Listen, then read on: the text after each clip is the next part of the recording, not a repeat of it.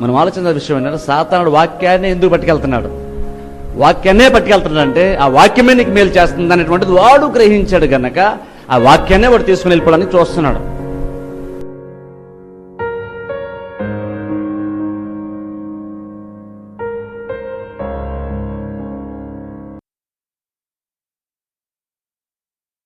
చదవండి అపోస్తల కార్యము 2వ అధ్యాయం 42వ వచనం. ఈ వాక్యాన్ని మనము గత 3 వారాలుగా చూసుకుంటున్నాం. వీరు అపోస్తల బోధ యందును సహవాసమందును రొట్టె విరుచుటందును ప్రార్థన చేయటందును ఎడతెగక ఉండిరి. రక్షింపనటువంటి వారు, దేవుని నమ్మినటువంటి వారు ఏమి చేయాలి అనేటువంటిది ఇక్కడ దేవుడు లేఖనాల్లో మనకు రాసి ఉంచాడు. దేవుని నమ్ముకున్నాం, బాప్తిసం పొందాం, రక్షింపడ్డాం. ఇప్పుడు వెంటనే మనం రక్షింపడిన తర్వాత మనం చేయవలసినటువంటి కార్యం ఏమిటో ఇక్కడ చూస్తున్నాం. నేను ఇంతకుముందు చెప్తున్నట్లుగా ఏదన్నా ఒక విషయాన్ని గురించి తెలుసుకోవాలంటే, దేని గురించి తెలుసుకోవాలనుకుంటున్నామో దాని గురించి వాక్యములో మొట్టమొదటిగా ఎక్కడ రాయబడి ఉందో మనము అక్కడికి వెళ్ళాలి. అప్పుడే మనకి దాని గురించి కరెక్ట్గా మనం దాన్ని తెలుసుకోగలుగుతాం.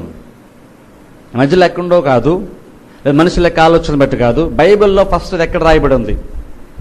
ఫర్ ఎగ్జాంపుల్, దేవుని యొక్క చిత్తం ఏంటంటే మనిషి పట్ల, మానవుని పట్ల దేవుడు మనిషి గురించి ఏమనుకుంటున్నాడు అన్న దాని గురించి తెలుసుకోవాలి. మనిషిని గురించి తెలుసుకోవాలంటే ఎక్కడికి వెళ్ళాలి తెలుసు? ఫస్ట్ ఆదికాండానికి వెళ్ళాలి. దేవుని యొక్క అసలైనటువంటి ఉద్దేశము, ప్రణాళిక ఏంటంటువంటిది మనం ఆదికాండంలో చూస్తాం. ఎక్కడ చూస్తాం? ఇప్పుడు చూడం, ఇది కాదు, ఇది పాపంతోనేటువంటి పరిస్థితి మనం చూస్తున్నాం. దేవుని చిత్తంలో ఈ పాపం అటువంటిది కూడా ఇప్పుడు వచ్చేసింది ఈ ప్రపంచంలోనికి. ఇది దేవుడు అలాగూ నిర్ణయించలేదు, కానీ మన యొక్క తప్పిదం వలన లోకంలోనికి పాపము ప్రవేశించింది.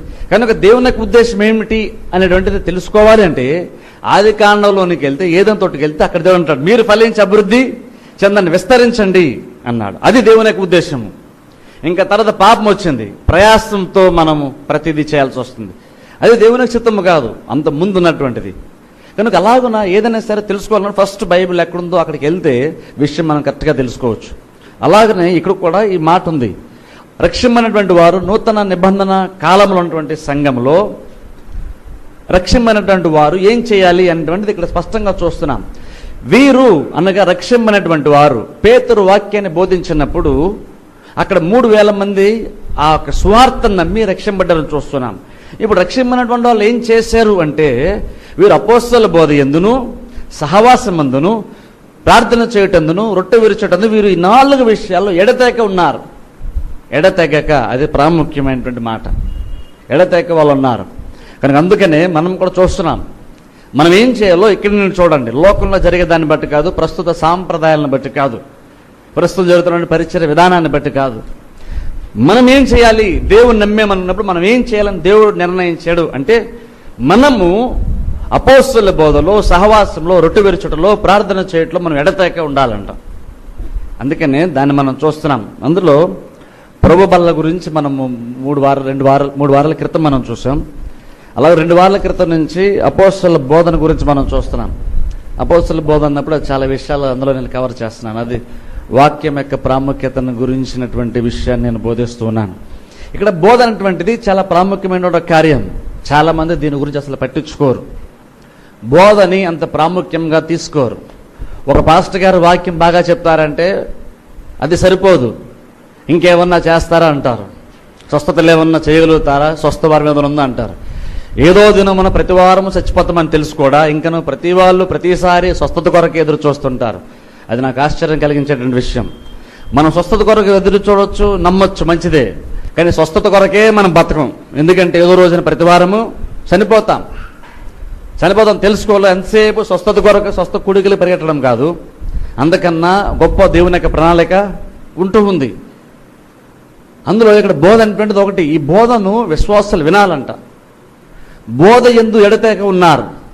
అందుకనే వాక్యానికి ప్రాముఖ్యం ఇస్తామని నేను తరచుగా చెప్తూ ఉంటాను. ఎందుకంటే వాక్యం చాలా ప్రాముఖ్యం. వాక్యము బయలువెళ్ళడంతోనే నాకు వెలుగు కలిగింది, నాకు జ్ఞానం కలిగిందని భక్తుడు కీర్తనలో చెప్తూ ఉన్నాడు. బైబిల్ అంతటిలో అతి పెద్ద గ్రంథము 119వ కీర్తన అధ్యాయం. అక్కడ భక్తుడు చాలా రీతుల కింద మనం చదువుకుని వివరిస్తున్నాడు. ఈ వాక్యం అనేటువంటిది ఒక వరం అంటున్నాడు. అది సో నిజంగా అసలు మనం ఎప్పుడన్నా వాక్యం అంటే ఒక వరము, అది దేవుడిచ్చిన వరం అని మనం ఎప్పుడూ పరిగణించుకున్న వాక్యాన్ని. కానీ వాక్యం గురించి భక్తుడు అంత గొప్పగా మాట్లాడుతున్నాడు. ఎందుకంటే ఆయన అనుభవించాడు కాబట్టి మాట్లాడుతున్నాడు. అది అనుభవించకుండా ఉన్నటువంటి వారు, అనుభవంలో లేనటువంటి వారు మాత్రం ఇందులో పిచ్చండి ఊరిని చెప్పుకుంటున్నాడు అనుకుంటారు. కానీ అది నిజంగా భక్తుడు అనుభవించాడు కనుకనే ఆ వాక్యం యొక్క గొప్పతనం ఏంటో అని వివరిస్తున్నాడు. ఇప్పుడు మనం ఏం చేయాలంటే ఆ ఊరిని ఆయనకి అనిపించింది అనేటువంటిది కాదు. అక్కడ ఆయన దాన్ని ఎక్స్పీరియన్స్ చేసినప్పుడు, ఆయన అలాగ వాక్యాన్ని అనుభవించినప్పుడు నేను కూడా అలాగునే వాక్యాన్ని అనుభవించాలి అని మనం కూడా ఆ ఎక్స్పీరియన్స్ లెవెల్కి మనం పెరగాలి. అందుకని వాక్యం ఎంత ప్రాముఖ్యం ఉంటుందో మన జీవితంలో నేను తెలియపరుస్తున్నాను. కానీ ఈరోజు కూడా వాక్యం గురించే మరికొన్ని విషయాలు మనం చూద్దాము. స్పెసిఫిక్గా ఈ రోజున వాక్యం మనం ఎలాగింటున్నాం, వాక్యంలో ఎందుకు తరచుగా వినాలి, ఎందుకు వాక్యాన్ని హృదయంలో భద్రపరచుకోవాలన్నటువంటి దీనికి సంబంధించిన విషయాల గురించి నేను ఈ రోజున వాక్యం ద్వారా మాట్లాడబోతున్నాను. ఎందుకని తరచుగా మనం వాక్యం వినాలి అంటే దానికి ఒక ప్రాముఖ్యమైన ఒక ఉద్దేశము దేవుని దగ్గర ఉంది. ఆ ఉద్దేశమును బట్టి అది మనకి మేలు చేసేది కనుకనే దేవుడు దాన్ని ఎలాగ చేయమని చెప్తారు. అందుకని యాకోబు పత్రికలో మాట ఉంది. గతసారి మనం చూసుకున్నామైనా ఒకసారి దాన్ని చదువుకుందాం. చదువుకుని మనం ముందుకు వెళ్దాం. యాకోబు పత్రిక 1వ అధ్యాయములో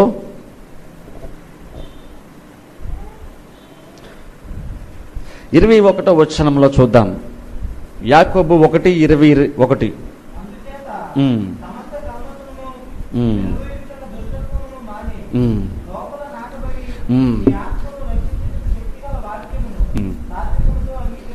గమనించండి, ఇక్కడ మాట అంటున్నాడు యాకోబు,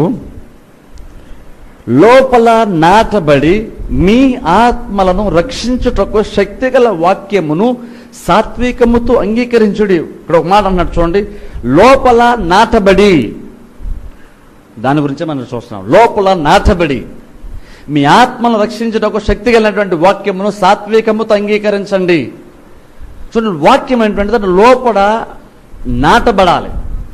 నాటబడాలి అన్నప్పుడు దాని మీనింగ్ ఏంటంటే అది స్థిరంగా వాక్యము లోపల నాటబడింది, అది అలా ఉండాలి. ఎప్పుడైతే అది అలా ఉంటుందో అది మీ ఆత్మను రక్షిస్తుంది.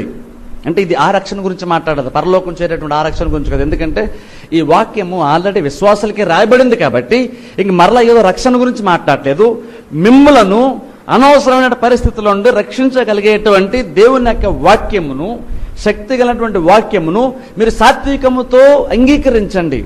వాక్యాన్ని మీరు సాత్వికముతో, ఎందుకు సాత్వికం మాట ఎందుకన్నా తెలుసు, ఒక్కొక్కసారి కొన్ని వాక్యాలు మనకు నచ్చవు, కొన్ని వాక్యాలు మనకి కఠినం అనిపిస్తుంది, కొన్ని వాక్యాలు మనకి గాయపరిచేది అనిపిస్తుంది.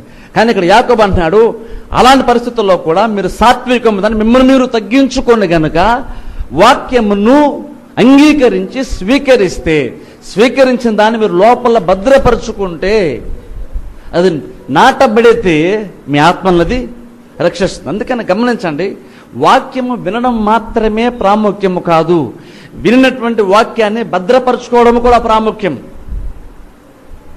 వాక్యం వినడమే కాదు, వినినటువంటి వాక్యాన్ని భద్రపరచుకోవడం కూడా చాలా ప్రాముఖ్యం. ప్రతిసారి చర్చకొచ్చిన వల్ల మనం వాక్యాన్ని వింటున్నాం, వాక్యం వినేసి వాక్యం బాగుంది అనుకోవడం కాదు. వాక్యాన్ని మనం ఏం చేస్తున్నాం, వింటున్నామండి, చర్చలో కూర్చొని వింటున్నాం, బాగానే ఉంది. కానీ వినిన తర్వాత వాక్యాన్ని కాపాడుకుంటున్నామా? ఆ వాక్యం సంగతి ఏంటి? ఆ వాక్యం హృదయంలో భద్రపరచబడుతుందా? ఇది మనం ఖచ్చితంగా మనం ఆలోచించుకొని జాగ్రత్త పడవలసిన విషయం. ఎందుకంటే ఒక ఎగ్జాంపుల్ చెప్తాను చూడండి. ఒక మొక్కను మనం నాటామనుకోండి, ఆ మొక్కను నాటాలనే ఉద్దేశంతో మనకు దాన్ని పెంచుకుందాం అనుకున్నాం, ఇష్టపడి మొక్కను తీసుకొచ్చి ఒక గోళంలోనో లేదా గ్రౌండ్లోనో మనం పాతిన తర్వాత తరచుగా కనుక దాన్ని తీసేస్తూ ఉంటే ఆ మొక్క ఎదుగలుగుతుందా?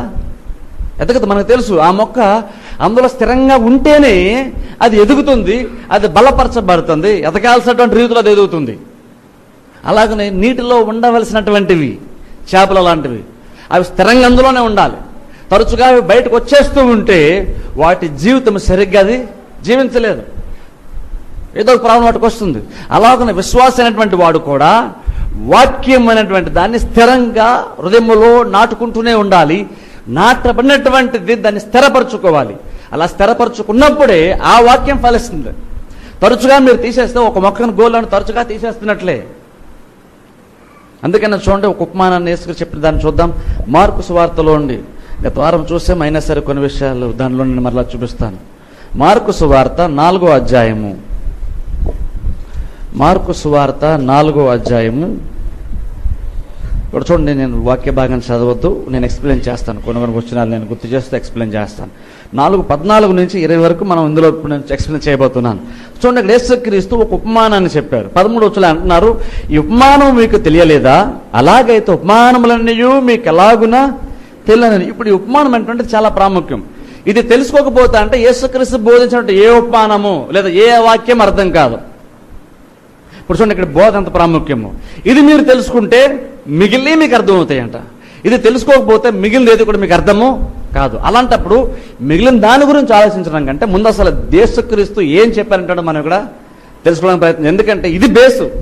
నువ్వు బైబిల్ మొత్తం తెలుసుకోవడానికి ఇది బేసు. ఈ ఉపమానము ప్రాముఖ్యం, ప్రధానం. కనుక ఇక్కడ యేసుక్రీస్తు ఒక ఉపమానం చెప్తున్నారు. అందులో అంటున్నారు 4 రకాలైనటువంటి భూముల గురించి మాట్లాడుతున్నాను. యాక్చువల్గా భూముల గురించి కాదు, హృదయముల గురించే యేసుక్రీస్తు మాట్లాడుతున్నారు. కానీ యేసుక్రీస్తు ఎంత జ్ఞానం ఉందంటే, ఆయన ఎంతగా వాక్యాన్ని బోధించగలుగుతారంటే, ఆయన మన జీవితంలో తరచుగా జరిగేటువంటి పరిస్థితుల్ని ఆధారం చేసుకొని ఒక గొప్ప సత్యాన్ని యేసుక్రీస్తు బోధిస్తూ ఉంటున్నారు. అందుకని నిజంగా యేసుక్రీస్తు బోధలు చాలా ప్రాముఖ్యం. యేసుక్రీస్తు బోధ బైబిల్ నమ్మనటువంటి చాలా మంది కూడా ఆశ్చర్యం కలిగిస్తుంది. అంత జ్ఞానంతో యేసుక్రీస్తు బోధించారంటారు వాళ్ళు. ఎందుకంటే ఆయన అప్పుడు జరుగుతున్న పరిస్థితి అక్కడ ఆకాశ పక్షులు వెళ్తాను కూడా ఆకాశ పక్షులు చూడండి అంటున్నారు. ఆయన సింపుల్గా ఏదో పెద్ద పెద్ద మన జ్ఞానానికి మించిన సంగతులు బోధిస్తూ ఆయన వాక్యాన్ని చెప్పలేదు. ఆయన మన జీవితంలో తరచుగా జరిగేటువంటి సందర్భాలని, పరిస్థితుల్ని, మనకి బాగా అవగాహన కలిగినటువంటి పరిస్థితుల్ని బేస్ చేసుకుని ఆయన ఒక గొప్ప మర్మమును, సత్యాన్ని యేసుక్రీస్తు బోధిస్తున్నారు. అది దేవుని యొక్క జ్ఞానం. అందుకే దీన్ని కూడా మనం అప్రిషియేట్ చేయాలి. చాలామంది అన్యులు దీని గురించి గొప్పగా చెప్తారు. కానీ ఒకసారి మనమే చిన్నప్పటి నుండి బైబిల్ చదువుతున్నాం కాబట్టి ఇందులో ప్రత్యేకతను మనం మర్చిపోతున్నాం. యేసుక్రీస్తు గొప్ప ఉపమానం ఇక్కడ బోధించారు. ఉపమానం ఏంటంటే, విత్తువాడు వాక్యమును విత్తుచున్నాడు. సరే, విత్తటాన్ని గురించి ఇక్కడ మాట్లాడుతున్నారు. విత్తటము అనగా దేవుని యొక్క వాక్యాన్ని బోధించడం. నేను బోధిస్తూ ఉన్నప్పుడు నేనేం చేస్తానంటే, మీ హృదయంలో వాక్యాన్ని నేను విత్తుతూ ఉన్నాను.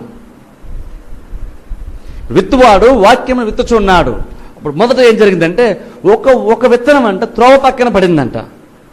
త్రోవ పక్కన పడింది కాబట్టి అక్కడ ఏం జరిగిందంటే, వెంటనే చూడండి, వారు వాక్యము వారిలో విత్తబడిను. 15వ వచనం, కానీ వారు వినిన వెంటనే సాతాను వచ్చి విత్తబడిన వాక్యం ఎత్తుకొని పోవును. ఇక్కడ చూడండి, ఇక్కడ జాగ్రత్తగా ఉన్నారు. ఎందుకంటే ఈ వాక్యము ప్రాముఖ్యం. ఎందుకంటే ఈ వాక్యం మీ గురించే యేసుక్రీస్తు చెప్తున్నారు. ఇప్పుడు జనరల్గా చూడండి, వాక్యం వింటున్నప్పుడు వినేటువంటి వారు ఒక్కొక్కసారి వాక్యం చెప్పినటువంటి వారి గురించి మాట్లాడతారు. ఏంటంటే, ఈసారి వాక్యం బాగాలేదండి, లేదంటే ఈసారి వాక్యం బాగుందని బోధకుని గురించి విశ్వాసులు మాట్లాడతారు. కానీ ఇక్కడ యేసుక్రీస్తు వినేవాళ్ళ గురించి బోధకులు మాట్లాడుతున్నాడు. ఆలోచించాల్సిన విషయం. ఇక్కడ యేసుక్రీస్తు వినేటువంటి వారి గురించి మాట్లాడుతున్నారు. అంటున్నారు, ఒక వ్యక్తి యొక్క స్థితి ఎలా ఉంటుందంటే, లేదంటే మనిషి యొక్క జీవితంలో ఒక స్థితి ఉన్నది. ఎలాగుంటుందంటే, నువ్వు వాక్యాన్ని వినిన వెంటనే సాతానుడు వచ్చి ఆ వాక్యాన్ని తీసుకొని వెళ్ళిపోతాడు. ఇక్కడ ఫస్ట్ మనం ఆలోచించాల్సిన విషయం ఏంటంటే, అసలు సాతానుడికి వాక్యంతో సంబంధం ఏంటి? మనం భక్తులం కాబట్టి వాక్యం మనకు కావాలి, మనం వాక్యం ఉండడానికి వస్తున్నాం చర్చికి. మరి సాతానుడికి ఏం పని? సాతానుడు వాక్యాన్ని ఎందుకు తీసుకెళ్తున్నాడు? వాడేమైనా వాక్యాన్ని వినడానికా? సాతానుడు వాక్యాన్ని వినడానికి కాదు, వాడు వచ్చేదే నీకు వెతపడిన వాక్యాన్ని తీసుకొని వెళ్ళిపోవడానికి. ఇప్పుడు మనం గమనించాల్సింది ఏంటంటే, అసలు సాతానుడు వాక్యాన్ని ఎందుకు తీసుకెళ్తున్నాడు అంటే, మనం ఆలోచించిన విషయం ఏంటంటే, సాతానుడు వాక్యాన్ని ఎందుకు పట్టుకెళ్తున్నాడు? వాక్యాన్నే పట్టుకెళ్తున్నాడు అంటే ఆ వాక్యమే నీకు మేలు చేస్తుంది అనేటువంటిది వాడు గ్రహించాడు గనక ఆ వాక్యాన్నే వాడు తీసుకుని వెళ్ళిపోవడానికి చూస్తున్నాడు. గమనించి, అందుకే ఇది శోధన. ఇది చాలా మంది ఇది శోధనలా అనుకోరు. ఇప్పుడు ఇక్కడ జరిగినటువంటి 3 రకాలైనటువంటి హృదయాల్లో అసలు ఎవరికి శోధన కనిపించదు, కానీ నిజంగా అది శోధనే. కానీ ఎవరు కూడా శోధన గురించి మాట్లాడినప్పుడు ఈ బైబిల్ ఉన్నటువంటి ఈ 3 రకాలైనటువంటి సందర్భాల గురించి అసలు ఏ ఒక్క బిలీవర్ కూడా అదొక శోధనగా అసలు మాట్లాడు. వేరే వాటిని శోధన చెప్తాడు, కానీ ఏ ఒక్క బిలీవర్ కూడా ఈ 3 రకాలైనటువంటి శోధనని ఎవరు చెప్పరు. కానీ వాళ్ళు ఆల్రెడీ దీని చేత శోధన పడుతూనే ఉంటారు. కానీ దీన్ని అసలు పట్టించుకోరు, ఇది శోధన అనుకోరు. వాళ్ళకి ఇబ్బంది కలిగితే శోధన అనిపిస్తుంది, కానీ వారి ఆత్మీయ జీవితానికి ఇబ్బంది కలిగిందో శోధనగా అసలు బిలీవర్స్ అనుకున్నట్లేదు. అందుకనే వాళ్ళ మనసును ఇబ్బంది పడకుండా, వాళ్ళ శరీరాన్ని ఇబ్బంది పరచుకోకుండా చూసుకోండి తప్ప, ఆత్మకి ఇబ్బంది కలిగినా సరే పర్వాలేదు, కానీ వాళ్ళ శరీరానికి, వాళ్ళ యొక్క మనసుకి మాత్రం ఇబ్బంది కలగకూడదు అనుకుంటారు. గమనించండి, నువ్వు శరీరాన్ని పోగొట్టినా పర్లేదు, ఇంకేది పోగొట్టినా పర్లేదు, కానీ నీ ఆత్మ జీవితాన్ని పోగొట్టుకోవడం. నీ బాడీ ఇబ్బంది పడినా పర్లేదు, అది నీ మనసు కొంచెం మానసికంగా నీకు ఇబ్బంది అనిపించినా పర్వాలేదు, కానీ నీ ఆత్మకి ఇబ్బంది కలగకుండా చూసుకోవాల్సిన బాధ్యత మీ చేతుల్లో ఉంది. అది సర్వమును సంపాదించుకుని నీ ప్రాణం పోగొట్టడం నీకేమి ప్రయోజనం లేదు. ప్రాణం అనగా చచ్చిపోవడం గురించి మాట్లాడలేదు. నీ ఆత్మీయ జీవితం పోగొట్టుకుంటే నీకేం ప్రయోజనం ఉంది? ఇక్కడ సాతానుడు వచ్చి ఇక్కడ వాక్యాన్ని తీసుకుని వెళ్ళిపోతున్నాడు. అందుకే చెప్తాను, వాక్యం విన్నా వెంటనే ఇక్కడ కొంతమంది యొక్క జీవితంలో, అంటే ఇప్పుడు ఆ రకమైనటువంటి స్థితి మీలో ఎవరికైనా ఉండి ఉండొచ్చు. బహుశా వాక్యం వింటున్నారు, వస్తున్నారు, కానీ విన్న వెంటనే సాతానుడు వచ్చి వాక్యాన్ని తీసుకుని వెళ్ళిపోతున్నాడు. వాడికి వాక్యం తీసుకెళ్ళిపోవడం ఈజీగా ఉంది. వాడు వస్తున్నాడు, మీరు వాక్యం వింటున్నారు, వాక్యం హృదయంలో ఎత్తబడుతుంది, వాడు వస్తున్నాడు, తీసుకుని వెళ్ళిపోతున్నాడు.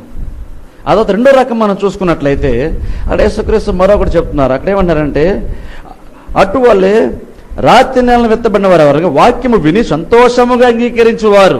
సరే, వాక్యం సంతోషంగా అంగీకరించేవారు. అయితే వారిలో వేరులేనందా కొంతకాలము, సరే కొంతకాలము నిలుతురు, కొంతకాలం వారు నిలుతురు, కానీ వాక్యము నిమిత్తమా, సరే ఇక్కడ కూడా మరలా వాక్య నిమిత్తమే, వాక్యము నిమిత్తము శ్రమను హింసను కలుగగా వారు అభ్యంతరపడుదురు. ఇప్పుడు చూడండి, అభ్యంతరపడ్డం అంటే ఏంటో చెప్తాను. ఇప్పుడు విన్న వెంటనే ఇక్కడ చూడండి, సాతానుడు వాక్యాన్ని తీసుకెళ్ళమంటే బైబిల్ ఇక్కడ లేదు. గమనించండి, ఇక్కడ సాతానుడు వాక్యం తీసుకెళ్ళిన బైబిల్ లేదు. ఒక వ్యక్తికి సింపుల్గా సాతానుడు వాక్యం తీసుకుని వెళ్ళిపోతాడు, అదొక రకము. ఇంకొక రకం ఎలా పనిచేస్తా అంటే, కొంతమంది యొక్క హృదయములు, మీలో కొంతమంది యొక్క హృదయాలు ఎలా ఉంటాయంటే, సాతానుడు ఈజీగా వాక్యం తీసుకెళ్ళలేడు. సాతానుడు ఈజీగా తీసుకెళ్ళాడు కాబట్టి మీరేమనుకుంటారంటే, పాస్ గారు చెప్పారు కాబట్టి నేను వాక్యాన్ని విన్నాను, వాక్యం నాకు చాలా బాగా నచ్చింది, నాకు సంతోషాన్ని ఇచ్చింది, నేను దాని హృదయంలో భద్రపరుచుకున్నాను అని అనుకుంటావు. సాతానుడు వచ్చి వాక్యం తీసుకెళ్ళలేదంటే నేను భద్రపరుచుకున్నా, నాకు తెలుసు నేను భద్రపరుచుకున్నా అంటావు. భద్రపరుచుకున్నావు కాబట్టి, కానీ కొంతకాలమైన తరువాత అభ్యంతరపడతాం.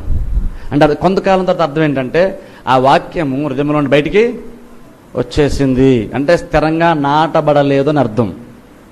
ఆ తర్వాత మూడోది చూస్తే,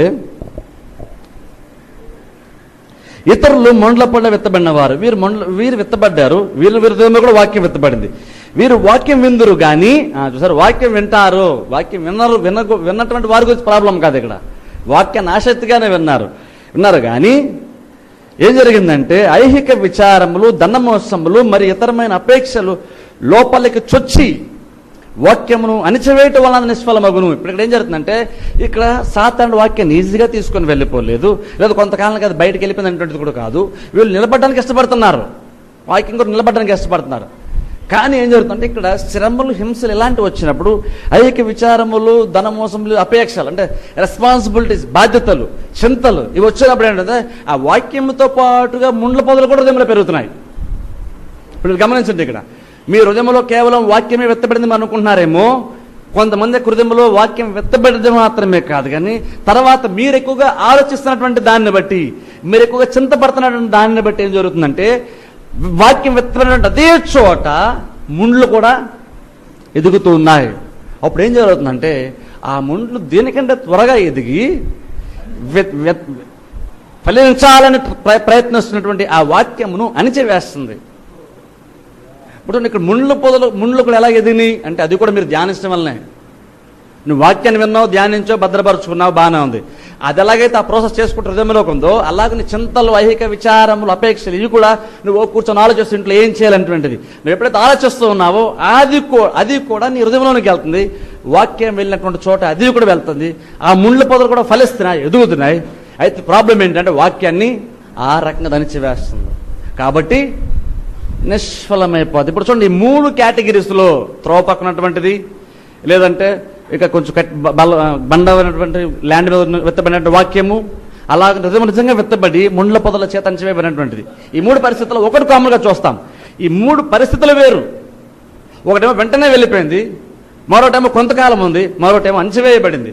ఈ 3 పరిస్థితులు వేరు, 3 శోధనలు వేరు. కానీ కామన్ కూడా చూస్తాం, అదేంటంటే వాక్యము ఎక్కువ కాలం ఆ హృదయంలో లేదు, అది మాత్రం కామన్. శోధన ఒకరికి ఒక రకంగా వస్తాయి. మీకు ఒకటి అవ్వచ్చు, నాకు ఒకటి అవ్వచ్చు, ఇంకోటి అవ్వచ్చు. ఏదైనా సరే, నీకు వచ్చిందో నాకు రాకపోవచ్చు, నాకు వచ్చింది మీకు రాకపోవచ్చు. కానీ ఒకటి మాత్రం గ్యారంటీ, శోధన ఏదైనా సరే కావచ్చు. యేసు ప్రభు చెప్తున్నట్టు ముఖ్యమైన ఉపమానం అంటున్నారు ఆయన, వాక్యము స్థిరంగా లేకపోతే నువ్వు విన్నటువంటి వాక్యము ఫలించదు.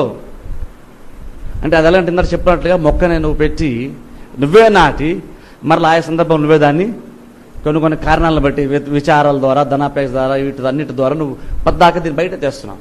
అలా తెస్తున్నప్పుడు ఆ వాక్యం ఫలించదు. ఇప్పుడు అందుకంటే పరిస్థితులు వేరు, మీ పరిస్థితులు వేరు, నా పరిస్థితులు వేరు. మీలో మీకు ఒక్కొక్క రకంగా పరిస్థితులు ఉంటాయి. కానీ ఒకటి మాత్రం గ్యారంటీ, ఏ శోధన ఎలాగొచ్చినా సరే ఒకటి మాత్రం గ్యారంటీగా బైబిల్లో యేసు ప్రభు చెప్తున్న మాట ఏంటంటే, ఆ శోధన వచ్చింది నీలో ఉన్నటువంటి వాక్యాన్ని తీసివేయడానికి లేదా అణిచివేయడానికి, అనగా నిష్ఫలంగా చేయడానికి. అందుకంటాను శోధన ఏదైనా సరే నువ్వు వాక్యాన్ని కాపాడుకోవడానికి ప్రయత్నం చేయాలి. శోధన వచ్చినప్పుడు శోధన మీద మనం మైండ్ పెడతాము, కానీ ఆ శోధన ఎందుకు వచ్చిందో దాని మీద మనం మైండ్ పెట్టాం. అందుకనే సాతానుడు ఈజీగా వాక్యాన్ని తీసుకుని వెళ్ళిపోతున్నాడు. ఇప్పుడు వాక్యం నష్టమైపోతున్నప్పుడు కష్టపడి చర్చకొచ్చి వాక్యం వినిన తర్వాత ఆ వాక్యం నిష్ఫలంగా మారుతున్నప్పుడు ఆ బిలీవర్ యాక్చువల్గా బాధపడాలి. కానీ అలాంటి బాధపడాలని అసలు ఎక్కడ చూడను. ఆ బాధ నుంచి ఎవరు సాక్ష్యం చెప్పరు. నేను వాక్యం విన్నానని, సాతానుడు వచ్చిన వాక్యం దొంగిలించాడని, నేను నష్టపోయినా మాట ఎవరు ఏ బిలీవర్ సాక్ష్యం చెప్పడం మనం చూడం. ఏదేదో నష్టపోయి చెప్తారు, కానీ నేను ఆత్మీయ జీవితంలో నా వాక్యాన్ని కష్టపడి విన్నటువంటి వాక్యాన్ని నేను నష్టపోయానని ఏ బిలీవర్ చెప్పడు. కారణం ఏంటంటే అసలు దీనికి ఉన్న వాల్యూ వారికి తెలియదు. అది పోతుంది, కానీ పోతున్నా సరే పోయిందనే విషయం కూడా వారికి తెలియదు. ఎందుకంటే అసలు దాని మీద మైండ్ పెట్టట్లేదు కాబట్టి పోయిందనే విషయం వారికి తెలియట్లేదు. కానీ 4వ రకం చూస్తే అదేం జరిగింది చదువుతాను చూడండి. మంచి నెల విత్తబడిన వారు. ఇప్పుడు ఎందుకు మంచి నెల ఇది? అది మెయింటైన్ చేసిన విధానాన్ని బట్టి అది మంచి నెల. అది సహజంగా మంచి నెలని కాదు, మనం అలా మెయింటైన్ చేసుకుంటే అది మంచి నెల, మంచి హృదయం.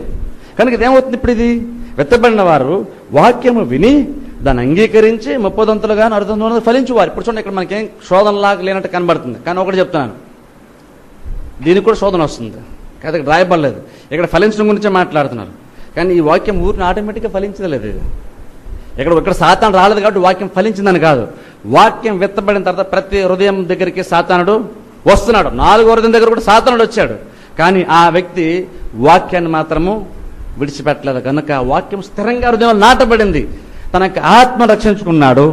నిరంతరంగా వ్యక్తి ఫలించాడు. అందుకంటే వాక్యం చాలా ప్రాముఖ్యం.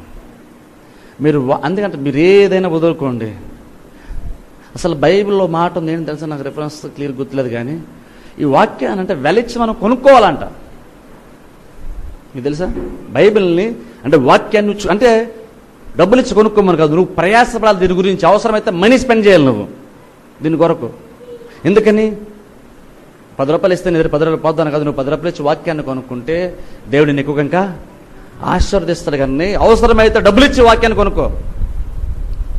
కావాల్సింది ఏంటంటే నువ్వు ఎలాగైనా సరే ఫ్రీగా వచ్చినా డబ్బులకు వచ్చినా సరే నువ్వు వాక్యాన్ని వినడం నీకు అవసరం. నువ్వు వినాల్సిన అవసరం ఉన్నప్పుడు, అది నువ్వు గ్రహించినప్పుడు, అవసరమైతే డబ్బులు ఇచ్చైనా సరే, ఏదన్నా చెల్లించైనా సరే, ఏదన్నా వదులుకొనైనా సరే వాక్యాన్ని సంపాదించుకోమని బైబిల్ చెప్తుంది. అందుకంటాను, మీరు వాక్యము కొరకు కంపల్సరీగా మీరు రావాల్సిందే. మీరు ఆత్మలో బలపడాలంటే మీరు స్థిరంగా వాక్యాన్ని వింటూనే ఉండాలి. విన్నటువంటి వాక్యాన్ని మీరు కాపాడుకుంటూనే ఉండాలి. అందుకే ఎలా వింటున్నామో కూడా ప్రాముఖ్యం, ఏం వింటున్నామో కూడా ప్రాముఖ్యం. సో ఇంకొంచెం కిందకి నేను చదువుతాను, ఇక్కడ నుంచి చదువుకుందాం. 21వ వచనం కూడా చదవను, కొంచెం కిందకి దయచేసి. చాలు. ఇక్కడ చూడండి, యేసు ప్రభు మళ్ళీ దాని గురించే ఇక్కడ చెప్పుకొని ఎక్స్ప్లెయిన్ చేస్తున్నారు. మరియు ఆయన వారితో ఇట్లా ఏమంటున్నారు? దీపము దీపస్తంభం మీద నుంచబట్టక కానీ కొంచెము క్రిందనైనను మంచము క్రిందను నుంచబట్టకు తేబడద్దు కదా. ఇప్పుడు ఇది కూడా ఆ రోజుల్లో వాక్యం విన్నవారు తెలుసు. ఆ రోజుల్లో ఇంగ్లీష్లో ల్యాంప్ స్టాండ్స్ అంటాం. ఏంటంటే దీపస్తంభము. దీపం తీసుకొచ్చి ఏం చేస్తారు? ఇప్పుడు మనకి లైట్లు ఉన్నాయి కాబట్టి మనకు దీపస్తంభాలు అంటే మనకు తెలియదు. వాళ్ళ దీపానికి పెట్టుకోవడానికి ఒక స్తంభాన్ని కూడా వాళ్ళు పెట్టుకుంటారు.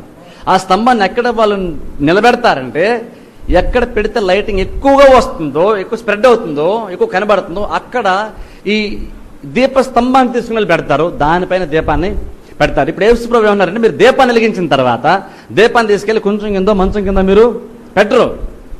ఎందుకంటే వెలిగింపబడట కొరకే, ఇవ్వటం కొరకే దాన్ని తీసుకొని వచ్చి దీపస్తంభం మీద పెడతారు కదా. అది మీకు తెలుసు. ఇప్పుడు దాని నుండి సత్యాన్ని నేర్పుతున్నారు. అంటున్నారు, రహస్యమైనదేదియో తేట పరచబడక పోదు, బయలుపరచబడటకే గాని ఏదియో మరుగు చేయబడలేదు. ఇక్కడ చూడండి, వాక్యం గురించి ఇప్పుడు యేసు ప్రభువు చెప్తున్నారు. ఇప్పుడు వాక్యాన్ని దీపంగా చెప్తున్నారు. వాక్యం ఎందుకు ఇస్తాడు తెలుసా? దేవుడు నీకు వాక్యాన్ని బయలుపరచడం కొరకే, అది నీకు వెలుగుచ్చడం కొరకే దేవుడు వాక్యాన్ని నీకు ఇస్తున్నాడు. గమనించండి, వాక్యాన్ని దేవుడు ఇస్తున్నాడు. ఎందుకంటే దాన్ని తీసుకెళ్ళి వాక్యం బాగుందని నువ్వు పక్కన పెట్టడానికి కాదు. అది వాక్యం విని వాక్యం బాగుందని అది పక్కన పెట్టడానికి కాదు. దాన్ని తీసుకెళ్ళి నువ్వు ఆ స్టాండ్ మీద పెట్టాలి. నీ లైఫ్లో అది వెలిగించినంతగా నువ్వు ఆ పొజిషన్లో వాక్యాన్ని నువ్వు తీసుకొని వెళ్ళి పెట్టు. ఎందుకంటే బయలుపరచబడటకే అది మరుగు చేయబడిందని యేసుప్రభు చెప్తున్నారు. ఏది కూడా బయలుపరచబడకుండా మరుగు చేయబడదు. నువ్వు నీకు అవసరమైనటువంటి వాక్యమును దేవుడు బయలుపరచకుండా ఉండడు. నీకు ఆత్మీయ జీవితంలో నువ్వు నడవటానికి, నీ మార్గంలో ప్రకాశింపజేయడానికి, నీకు అవసరమైన వెలుగునవ్వటానికి యేసుప్రభు చెప్తున్నారు. వాక్యం ఉన్నది నీకు మార్గాన్ని చూపించే కొరకే కానీ అది తీసుకెళ్లి దీపస్తంభం కింద పెట్టడానికి కాదు. అందుకని దేవుడు వాక్యాన్ని బయలుపరుస్తాడు. ఎందుకు బయలుపరుస్తాడో తెలుసు, దాని గురించి కూడా చెప్తాను. ఎవరికి బయలుపరుస్తాడు వాక్యాన్ని కూడా నేను చెప్తాను ఈరోజే. ఎందుకు దేవుడు వాక్యాన్ని బయలుపరుస్తాడు అంటే అది మరుగు చేయబడ్డానికి కాదు, నువ్వు తీసుకెళ్లి దీపస్తంభం కింద పెట్టుకోవడానికి కాదు, వాక్యం విని వెళ్ళిపోవడానికి కాదు. నీకు ఇచ్చింది దేవుడు దేవుని యొక్క వాక్యాన్ని. దేవుడు ఇతరులు తినటువంటి మర్మాలని మనకి బయలుపరిచేది నాకు ఈ వాక్యం తెలిసిందని చెప్పుకొని తిరగడానికి కాదు, లేదా ఈరోజు వాక్యం నాకు నచ్చిందని చెప్పుకొని తిరగడానికి కాదు. దాన్ని నువ్వు తీసుకెళ్ళి ఫస్ట్ ప్లేస్ నువ్వు దానికి ఇవ్వడానికి కోరు. ఎందుకంటే అది నీకు వెలుగుని ఇస్తుంది కాబట్టి. అలా ఇంకా కొంచెం కింద చదువుతాను. వెంటనే చూడండి, ఇది వాక్యం గురించే. అందుకే అంటున్నారు, వినుటకు చెవులు ఎవరికైనా నుండినలా వాడు విన్నుగాక. వినడానికి ఎవరికైనా చెవులుంటే వినుగాక అంటున్నారు. ఇదేంటి వినడానికి చెవులుంటే వినండి. ఇప్పుడు చూడండి, ఇక్కడ ఒక విషయం చెప్తాను. వినడానికి చెవులుంటే వినండి అంటే అర్థం ఏంటంటే, మనం చెవిటోడు అన్నాం అనుకోండి ఉదాహరణకి, అంటే వ్యక్తికి చెవులు లేవని అర్థమా? వినబడదు అంటే చెవులు లేవని అర్థమా? చెవులు అర్థం కాదు, చెవులు ఉన్నాయి కానీ సరిగ్గా పనిచేయవని. అలాగనే వినుటకు చెవులు గలవాడు విన్నుగాక అన్నప్పుడు ఇది ఈ చెవులతో ఉండడం గురించి మాట్లాడలేదు, ఇది ఈ చెవుల గురించి మాట్లాడతా. నువ్వు వాక్యాన్ని ఈ చెవులతో వినవు, ఈ చెవులతో వింటావు, కానీ ఈ చెవులతో నువ్వు గ్రహించవు, ఈ చెవులతో నువ్వు భద్రపరచుకోవు. చాలా మంది వాక్యాన్ని ఈ చెవులతోనే వింటారు, ఈ చెవులతోనే వాక్యాన్ని వింటారు. అందుకనే వారి జీవితంలో చూస్తే వాక్యాన్ని వింటారు కానీ ఆ వాక్యం వారి జీవితంలో ఫలించదు, వాళ్ళు మార్పు చెందడం చూడం. కారణం ఏంటంటే మరి చర్చకు వస్తున్నారు కదా, వాక్యం వింటున్నారు కదండి అంటే వింటున్నారు, కానీ ఈ చెవులతోనే వింటున్నారు. కానీ యేసుప్రభు ఏ చెవుల గురించి చెప్తున్నారో ఆ చెవుల గురించి మాట్లాడట్లేదు. చెవులు గలవాడు విన్నుగాక అంటున్నారు. కాబట్టి గమనించండి, వాక్యాన్ని మీరు ఎలా వింటున్నారో చూసుకోవాలి. అందుకే చూడండి, కింద కూడా అంటున్నారు ఆయన 24 వచనంలో కూడా, మీరేమి వినుచున్నారు జాగ్రత్తగా చూసుకొనుడి. చూసారా, మీరేమి వింటున్నారు జాగ్రత్తగా చూసుకోండి. అందుకే చూసారు, గత వారం చెప్పాను చూసారా, ఎవరు చెప్పినా వాక్యమే కదండి, ఏ పాస్టర్ చెప్పినా వాక్యమే అంటారు చాలా మంది. మరి యేసుప్రభు ఎందుకన్నారు మీరేమి వింటున్నారు జాగ్రత్తగా చూసుకోండి? ఎందుకు మాట అన్నారు అంటే, బోధించే ప్రతివాడు బోధకుడు కాదు, దేవుని చేత ఏర్పరచబడినటువంటి వాడు కాదు. ఇది ఎవరు చెప్పరు, నేనే చెప్తున్నాను ఈ మాటని. ప్రపంచంలో సేవ చేసే ప్రతి వాళ్ళని దేవుడు పిలిచాడని ఏం కాదు, అది మాత్రం 100% గ్యారంటీ కాదు. వాళ్ళు చెప్పుకోవచ్చు, అది అవ్వచ్చు కాకపోవచ్చు, నేను చెప్పలేను. కానీ వాళ్ళు బోధించేటువంటి బోధన బట్టి వాళ్ళు నిజంగా పిలువబడ్డారా లేదంటువంటిది ఖచ్చితంగా చెప్పచ్చు. మీరు కేవలం మీరు ఎలాగంటున్నారు కాదు, మీరు ఏం వింటున్నారో కూడా చూసుకోండి. చూసారా, ఏ వాక్యం విన్నామో కూడా చాలా ప్రాముఖ్యం. ఎందుకంటే ఈ వాక్యమును దేవుడు డిజైన్ చేసింది నీ ఆత్మీయ జీవితం నిన్ను భద్రపరచడానికి, కాపాడడానికి, నీకు బలం ఇవ్వడానికి. అలాంటి వాక్యం ఒక్కొక్కసారి నేను నరకపాత్రగా కూడా చేస్తున్నాను. చెప్పాను చూసారా, ఇంతమంది చెప్పాను, ఫస్ట్ టైం చెప్పిన వాక్యం చెప్పినాను అనుకుంటా. వీళ్ళంట తమ మతంలో చేర్చుకోవడానికి సముద్రాలు దాటి వెళ్తారంట. కానీ తేరా వాడొచ్చి వీళ్ళ మతంలో కలుపుకున్న తర్వాత వారికంటే నరకపాత్రగా చేస్తారు. బోధించేవాడి కంటే సముద్రం దాటి వెళ్ళి చర్చిలోకి పిలుచుకున్నటువంటి వాడు నరకపాత్రగా చేస్తారు. ఈ రోజుల్లో అలాంటి వాళ్ళు చాలా మంది ఉన్నారు. కానీ అలాంటి వాళ్ళు చాలా మంది గొప్ప బోధకులు అనుకుంటారు, కానీ నరకపాత్రగా చేసేటువంటి బోధకులు చాలా మంది ఉన్నారు. ఎందుకంటాం, అబద్ధ బోధకులు 6 రోజులతో అయిపోలేదు, 2000 సంవత్సరాల క్రితంతో అక్కడితో వాళ్ళు అంతం అయిపోలేదు. ఇంకొన వాళ్ళు ఎప్పటికున్నారు, మన చుట్టూనే ఉంటారు. మీరు తెలుసుకుంటేనే ఎవరు అబద్ధ బోధకులు, ఎవరు నిజమైన బోధకులు మీకు అర్థమవుతుంది. ఎందుకంటే వచ్చిన ప్రతి వాడిని మీరు గౌరవించాల్సిన పని లేదు. వీలైతే దానికి నెక్స్ట్ వీక్ కూడా నేను చెప్తాను, నేను చెప్దాం అనుకుంటున్నాను. వీలైతే అది కూడా నెక్స్ట్ వీక్ చెప్తాను వీలైతే. కనుక ఆలోచించండి, మీరేం వింటున్నారో మీరు జాగ్రత్తగా చూసుకోండి. అందుకని చెప్పిన ప్రతి వాళ్ళు వాక్యం చెప్తారని మీరు అనొద్దు. ఇది వాక్యము సత్య ప్రకారం ముందు లేదు తెలుసుకోవాలంటే అసలు ముందు మీరు వాక్యాన్ని గ్రహించాలి. అది కూడా చెప్తాను చూడండి, అది ముగించుకుని నెక్స్ట్ దాంట్లో కూడా నేను వెళ్తాను. మరియు మీరేమి వినుచున్నారు జాగ్రత్తగా చూసుకోండి. మీరెట్టి కొలతతో కొలుతురో మీకును అట్టి కొలతతోనే కొలవబడును, మరి ఎక్కువగా మీకు ఇవ్వబడును. మీరేం చేస్తున్నారో అదే మీకు మరలా కొంచెం ఎక్కువ చేయబడుతుంది. చూడండి, అది నెగిటివ్ గానే సరే పాజిటివ్ గానే సరే జాగ్రత్తగా వినండి. ఇక్కడ చాలా ప్రాముఖ్యమైన విషయం చెప్తున్నాను. మీరు ఏ కొలతో కొలుస్తారో అదే కొలతో మీకు కొలబడుతుంది అంటూ మరి ఎక్కువగా మీకు కొలబడుతుంది. చూడండి, ఎక్కువ అన్న మాట జాగ్రత్తగా మనసులో భద్రపరచుకోండి. మీరు ఏ కొలతో కొలుస్తారో అదే కొలతో కొలబడుతుంది అన్నారు. మళ్ళీ ఏమన్నా తెలుసా, మీకు కొలబడుతున్నప్పుడు అది మరీ ఎక్కువగా అంటే నీకు వచ్చేది అదే కొలత కాదు, అంతకంటే ఎక్కువ వస్తుంది. ఇప్పుడు నేను అంటాను, అది నీకు వచ్చేది అది నెగిటివ్గా అయినా సరే పాజిటివ్గా అయినా సరే నీకు ఇంకా ఎక్కువ వస్తుంది అంటాను నేను. ఎందుకు ఎక్కువ వస్తుందంటానంటే కింద చదివితే కలిగిన వానికి ఇవ్వబడును, లేని వానికి కలిగినదు వాని యొద్ద నుండి తీసివేయబడిన వారితో చెప్పాను. ఇప్పుడు అన్నారు చూడండి, కలిగిన వానికి ఇవ్వబడును. ఇప్పుడు వాక్యం కలిగినటువంటి వారికి ఇంకా ఇవ్వబడుతుందంట. ఇప్పుడు చూడండి, చాలా జాగ్రత్త, ఇది చాలా ప్రాముఖ్యం. మీరు ఈ చెవులతో కాదు, దీంతో వినాలి మీరు. కలిగిన వానికి ఇవ్వబడుతుంది, లేని వానికి ఉన్నది కూడా తీసివేయబడుతుంది. కలిగిన వానికి దేవుడు ఇస్తాడంట. ఇప్పుడు చెప్తున్నాను చూడండి, కలిగిన వానికి ఇవ్వడం ఏంటంటే జనరల్ ఇప్పుడు లోకమిక పత్తి ఏంటంటే పాపం లేనోడికి ఇవ్వాలండి. ఇంకొంతమంది ప్రిన్సిపల్ అంటే ఉన్నోడి దగ్గర దోచేసి లేనోడికి ఇవ్వాలి. అదే చాలా మంది అవును నిజమేనండి అంటారు. కానీ యేసుప్రభు అలా పనిచేయట్లేదు. ఆ కమ్యూనిజంని యేసుక్రీస్తు చెప్పలేదు. యేసు అందరూ ఒకేలా సమానంగా ఉండాలి, యేసుప్రభు అలా చెప్పలేదు. యేసుప్రభు యాక్చువల్గా చాలా మంది వ్యతిరేకంగా నిలబడ్డారు. కాబట్టి ఆ ప్రిన్సిపల్స్ చర్చలో పనికిరావు. అన్నారు కలిగిన వానికి ఇయ్యబడును. నీకు అంటే యేసుప్రభు చెప్తాను, నీకుంటే నీ దగ్గర ఉన్నదానికి దేవుడు ఇంకెక్కువ నీకు ఇస్తాడంట. మరి లేని సంగతి ఏంటంటే లేనికి ఇంకెక్కువాలి కదా అంటే యేసుప్రభు అన్నారు లేని వాడికి కలిగినది తీసిపో. అంటే ఈ వాక్యం ఎంత గొప్ప వరం అంటే చెప్తున్నాను వినండి. దీన్ని కనుక నువ్వు ధ్యానిస్తూ వాక్యం మీద మైండ్ పెట్టుకొని ఈ వాక్యంకు నువ్వు ప్రయాసపడి వాక్యాన్ని సంపాదించుకునే ప్రయత్నం చేస్తే, నువ్వు వాక్యాన్ని కలిగి ఉంటే, నువ్వెంత ఎక్కువగా వాక్యాన్ని తెలుసుకున్నావో యేసుప్రభు అన్నారు నీకు అంతే ఎక్కువగా నేను ఇంకా నీకు వాక్యాన్ని బయలుపరుస్తాను. నువ్వెంతగా వాక్యాన్ని విని గ్రహించి సత్యాన్ని తెలుసుకున్నావో, నువ్వు తెలుసుకున్న దాని ప్రకారము నువ్వెంత మైండ్ పెట్టిన దాని ప్రకారం నేను నీకు కొలిసి మళ్ళీ నేను నీకు ఇస్తాను. నీకు వాక్యం అర్థమవుతుంది. అయితే ఇంకోటి ఏంటంటే అంతకంటే ఎక్కువ నేను నీకు ఇంకా ఇస్తాను. మరి లేని వానికి అన్నప్పుడు అసలు వాడి దగ్గర ఏమీ లేదా? లేని వానికి తీసేయబడతాను బైబిల్లో ఉంది. ఇప్పుడు లేని వానికి ఏమీ లేదా? నిజంగా ఉన్నవానికి ఇవ్వబడుతుంది, లేని వాడికి నేను తీసేస్తాను అంటున్నారు యేసుప్రభు. కానీ లేని వానికి అసలు ఏం లేదని అర్థమా? ఏమీ లేకపోతే ఎలా తీసేస్తాం మనం? కలిగిన వానికి ఇవ్వబడుతున్నారు యేసుప్రభు, ఓకే అర్థమవుతుంది మనకి. లేని వానికి తీసివేయబడినప్పుడు మన దగ్గర ఏమీ లేదన్నప్పుడు తీసేయడానికి ఏముంది అక్కడ? అక్కడ కింద చూడండి, లేని వానికి అన్నప్పుడు అసలు ఏమీ లేకుండా దేవుడు చేయట్లేదు. లేని వానికి కలిగినదియు తీసివేయబడును అంటే అర్థం ఏంటి తెలుసా? లేని వానికి అంటే వాక్యం ఉంది కానీ అసలు దీని మైండ్ పెట్టరు, దీని గురించి ఆలోచించరు, ఆత్మీయ విషయాలపైన శ్రద్ధ పెట్టరు, దీన్ని సంపాదించుకునే ప్రయత్నం చేయరు. ఉండడానికి ఉంది కానీ దాన్ని డెవలప్ చేసుకుని ట్రై చేయరు. బైబిల్ ఉంది, లాస్ట్ కంటే ఎక్కువ నేను వాక్యాన్ని తెలుసుకోవాలన్నటువంటి శ్రద్ధ ఉండదు. సత్యాన్ని ఎందుకంటే ఎక్కువ నేను తెలుసుకోవాలి ఉండదు. వాక్యం లాస్ట్ కంటే ఈ సంవత్సరం ఎక్కువ బలపడాలన్నటువంటిది ఎవరికి ఉండదు. లాస్ట్ కంటే ఇంకా ఎక్కువ వాక్యాన్ని ఎడతాక వాక్యాన్ని వినాలని ఎవరికి అనిపించదు. అప్పుడు యేసుప్రభు అన్నారు అలాంటి వాటి దగ్గర ఏదైతే ఉందో ఉన్నది కొన్ని తీసేస్తాను అంటే నేను చెప్తున్నానంటే నువ్వు కనుక వాక్యం మీద మైండ్ పెట్టకపోతే ముందు నీకున్న కొంచెం కూడా దేవుడు తీసేస్తాడు. తీసేసిన తర్వాత నీ జీవితం నరకమే. నువ్వు కనుక వాక్యాన్ని దేవుడిచ్చిన దాన్ని నువ్వు డెవలప్ చేసుకొని ఇంకా ఎక్కువ సత్యాన్ని గ్రహించిన నువ్వు మనసు పెట్టకపోతే, ఎవడైతే శ్రద్ధ పెడుతున్నాడో వాక్యంతో ఇష్టపడుతున్నాడో ఆశ కలిగి ఉన్నాడో వాడికి ఇంకా ఎక్కువ దేవుడు ఇస్తాడంట. ఎందుకంటే రిసీవింగ్ మోడ్లో ఉన్నాడు ఆ వ్యక్తి. వాక్యం తెలుసుకోవడానికి ఇష్టపడుతున్నాడు కాబట్టి యేసుప్రభు అన్నారు పాపం లేనోడి దగ్గర నేను వెళ్తాను అంటలేదు యేసుప్రభు. ఎవరైతే వాక్యాన్ని శ్రద్ధగా ఉన్నారో వాళ్ళ దగ్గరికి వెళ్ళి వాక్యాన్ని చెప్తాను. ఎవరైతే వాక్యానికి ఇష్టపడలేదు వాళ్ళ దగ్గర నేను వెళ్ళను, ఉన్నది కూడా నేను తీసేస్తాను.